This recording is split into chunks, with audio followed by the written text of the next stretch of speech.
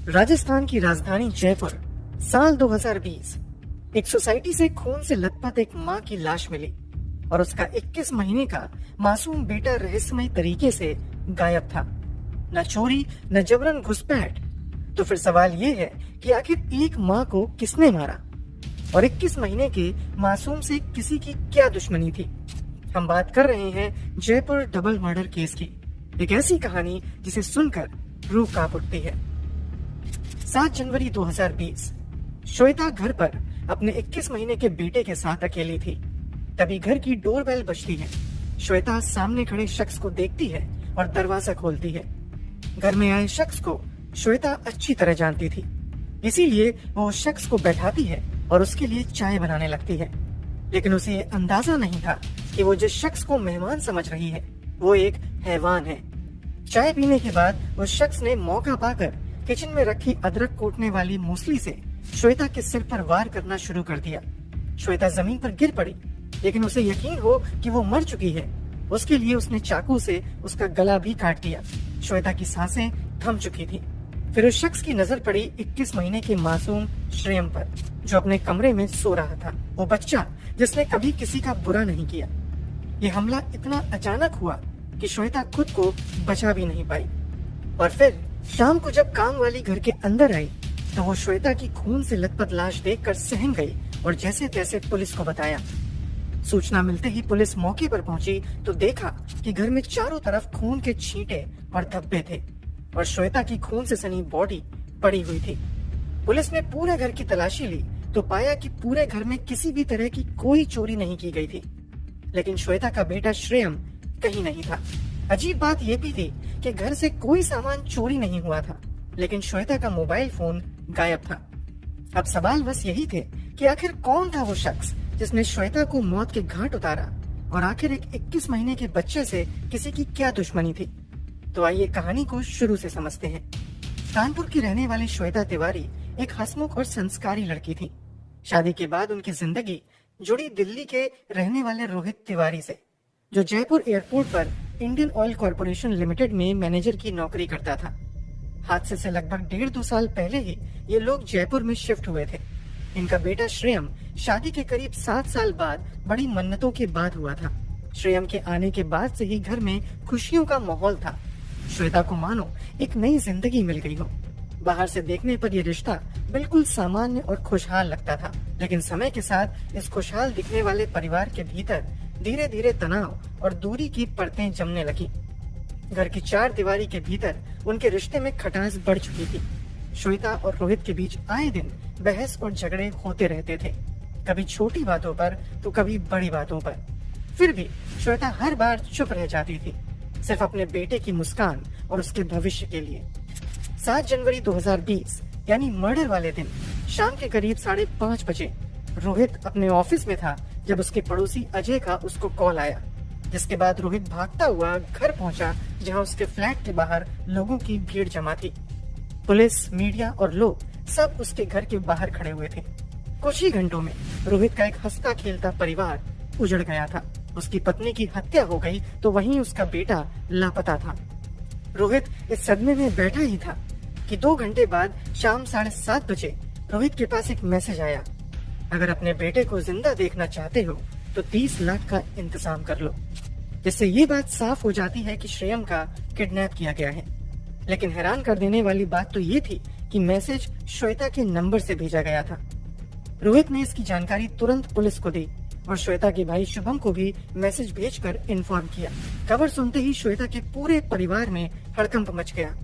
मामला इतना सीरियस था कि पुलिस भी जल्द से जल्द पूरे मामले की जांच में जुट गई।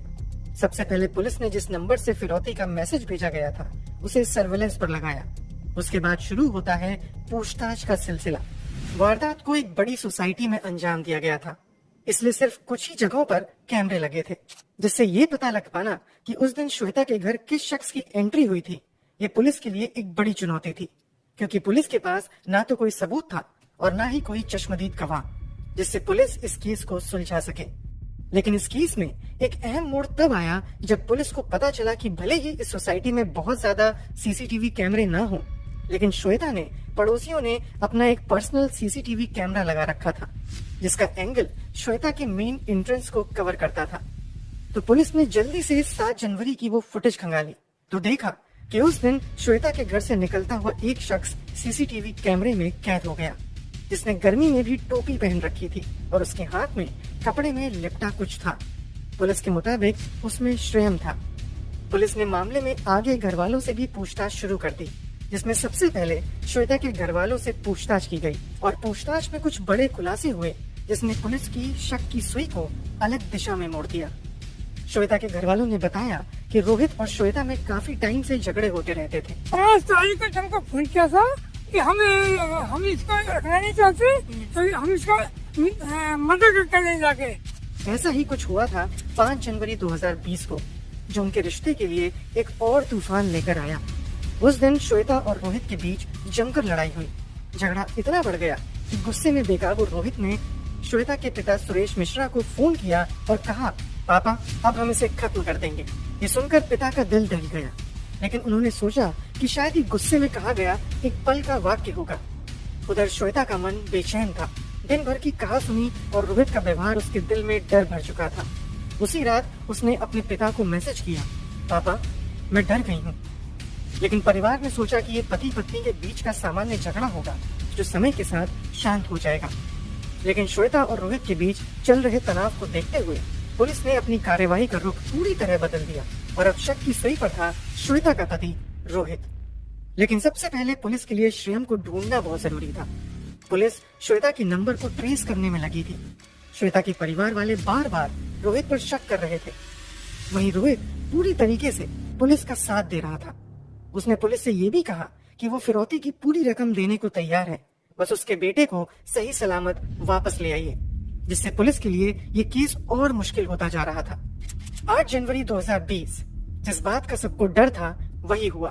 दोपहर 12:30 बजे के आसपास श्रेयम की लाश सोसाइटी के ही पीछे झाड़ियों में मिली और जैसे ही रोहित ने अपने बेटे की लाश देखी, वो सदमे में जमीन पर गिरकर रोने लगा। पुलिस ने श्रेयम की लाश को पोस्टमार्टम के लिए भेजा और जो रिपोर्ट में आया उसे देखकर सभी के पैरों तले जमीन खिसक गई, क्योंकि श्रेयम की मौत की टाइमिंग और श्वेता की मौत की टाइमिंग बिल्कुल सेम थी। मतलब ये किडनैपिंग केस नहीं बल्कि डबल मर्डर केस था। गुत्थी कुछ तो पुलिस के हाथ आने लगी थी, लेकिन श्रेयम की लाश मिलने के बाद भी फिरौती के मैसेज आना बंद नहीं हुए थे। देखते ही देखते ये केस एक हाई प्रोफाइल केस बन गया था और इस केस को लेकर अब राजनीतिक स्तर से भी दबाव बढ़ गया था। तो पुलिस एक बार फिर शक की सुई रोहित की ओर घुमाती है और इस बार ये जानने की कोशिश करती है कि जिस वक्त ये हुआ तब रोहित कहाँ था। कई सवालों के साथ पुलिस रोहित के ऑफिस पहुंच जाती है, जहां पुलिस को पता चलता है कि मर्डर वाले दिन रोहित पूरा दिन ऑफिस में ही था और कई मीटिंग्स में बिजी था और उस दिन वो कहीं ऑफिस के बाहर भी नहीं गया था। इतना ही नहीं, रोहित का फोन की लोकेशन भी ऑफिस में ही थी। पुलिस को कोई भी ऐसा पुख्ता सबूत नहीं मिल रहा था जिससे ये बात साबित होती कि इस मर्डर केस में रोहित का कोई हाथ है। ये केस दिन ब दिन उलझता जा रहा था, लेकिन पुलिस ने श्वेता का नंबर सर्विलेंस पर लगाया हुआ था। वहीं से इस केस में कोई सुराग मिल सकता था और ऐसा हुआ भी। श्वेता का नंबर 6 अलग अलग लोकेशंस पर ट्रेस किया गया था। उनमें से एक लोकेशन थी सांगानेर की। पुलिस की टीम बिना देरी किए सांगानेर के लिए रवाना हो गई और पहले हुई पूछताछ और कुछ डिटेल्स को फॉलो करते हुए पुलिस एक घर के बाहर पहुंची, जहां घर के दरवाजे पर वही जूते उतरे हुए थे जो पुलिस ने सीसीटीवी में कैद हुए शख्स को पहने देखा था। पुलिस ने घर से सौरभ चौधरी नाम के शख्स को गिरफ्तार कर लिया। दरअसल सौरभ रोहित के दोस्त हरि सिंह का साला था। पुलिस ने सौरभ से पूछताछ शुरू कर दी, लेकिन सौरभ सही से पुलिस के सवालों का जवाब नहीं दे रहा था। तभी पुलिस ने उसका सामना करवाया रोहित से और रोहित उसे देखकर अपनी पत्नी और बेटे की मौत का जिम्मेदार ठहराने लगा और उसके लिए कड़ी से कड़ी सजा की मांग करने लगा। लेकिन इल्जाम अपने सर आता देख सौरभ ने सभी राज पुलिस के सामने उगलना शुरू कर दिए, जिसे सुनकर सभी लोग दंग रह गए। दरअसल रोहित तिवारी अपनी पत्नी श्वेता से पूरी तरीके से छुटकारा पाना चाहता था। उसकी जिंदगी में एक नया सपना था, दूसरी शादी करने का। यही वजह थी कि उसने महीनों पहले ही इस खौफनाक साजिश की बुनियाद रखनी शुरू कर दी थी। वह बेहद चालाकी से हर कदम सोच समझ कर उठा रहा था। एयरपोर्ट पर लगे सीसीटीवी कैमरों की रिकॉर्डिंग उसने 23 दिसंबर से ही बंद कर दी थी ताकि आने वाले दिनों में उसकी हर गतिविधि का कोई सबूत ना मिले। ऑफिस की मीटिंग्स, अधिकारियों से मुलाकात और काम की व्यस्तताएं, ताकि जब वारदात हो तो सबको यही लगे कि रोहित तो पूरे दिन ऑफिस में ही था। लेकिन इतना बड़ा खेल वह अकेले नहीं खेल सकता था। उसे अपने इस प्लान को अंजाम देने के लिए किसी की मदद चाहिए थी। यहीं से कहानी में कदम रखता है दूसरा किरदार, सौरभ उर्फ राज सिंह, जो रोहित के भरोसे और लालच दोनों का शिकार बनकर इस भयावह साजिश का हिस्सा बन गया।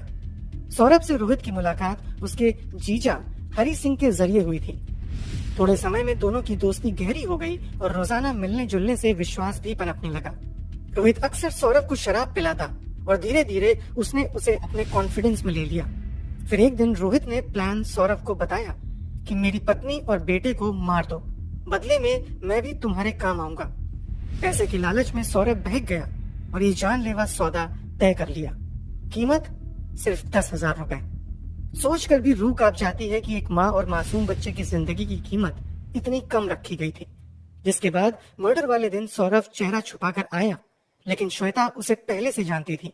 वह बिना शक किए दरवाजा खोलती है, चाय बनाती है और कुछ देर बाद जब सब सामान्य लग रहा था, अचानक सौरभ ने किचन से अदरक कूटने वाली मूसली उठाई और श्वेता के सिर पर ताबड़तोड़ वार करने लगा। वारदात के बाद रोहित और सौरभ ने एक और प्लान बनाया। सौरभ श्वेता का मोबाइल लेकर गया, उसमें से सिम निकालकर एक नया फोन खरीदा और उसी से रोहित को मैसेज भेजा गया था। रोहित पहले तो मुकरता रहा, लेकिन जब सौरभ ने सबूतों और घटनाक्रम का खुलासा किया तो रोहित टूट गया और अपना जुर्म कबूल कर लिया।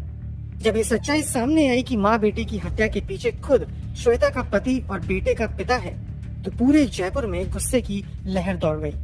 लोगों ने सड़कों पर उतरकर नारे लगाए, हत्यारों को फांसी दो। सोशल मीडिया पर भी आक्रोश उमड़ पड़ा। हर कोई यही कह रहा था कि ऐसे दरिंदों को जिंदा रहने का कोई हक नहीं। इस केस का सबसे डरावना पहलू ये था कि इंसान स्वार्थ में इतना गिर सकता है कि अपने ही बच्चे को मारने से भी पीछे न हटे। उसने अपनी पत्नी को रास्ते से हटाने के लिए दोस्त को तैयार किया और बेटे को इसलिए मारा ताकि शादीशुदा जिंदगी की याद भी न बचे। जयपुर डबल मर्डर केस, एक ऐसी कहानी जिसने रिश्तों की बुनियाद को हिलाकर रख दिया। पति जो सुरक्षा का प्रतीक होना चाहिए, वही पत्नी का कातिल निकला। पिता जो बच्चे के लिए भगवान होता है, वही उसका सबसे बड़ा दुश्मन बन गया। और दोस्त जो साथ निभाने के लिए होता है, वही मौत का सौदागर बन गया। श्वेता और श्रेयम आज हमारे बीच नहीं है, लेकिन उनकी दर्दनाक कहानी हमें ये सिखाती है कि सबसे बड़ा खतरा कभी कभी बाहर से नहीं, बल्कि अपने ही घर के भीतर छुपा होता है। वैसे आपके अनुसार अपराधियों को क्या सजा मिलनी चाहिए, कमेंट बॉक्स में जरूर बताएं। अगर आपको हमारी मेहनत पसंद आई हो तो इस वीडियो को लाइक और शेयर जरूर करें। अगर आपने अब तक चैनल को सब्सक्राइब नहीं किया है तो जल्दी से चैनल को सब्सक्राइब कर बेल आइकन जरूर दबा लीजिए। क्राइम की दुनिया से जुड़ी ऐसी ही कहानियों के लिए हमारे साथ जुड़े रहें। धन्यवाद।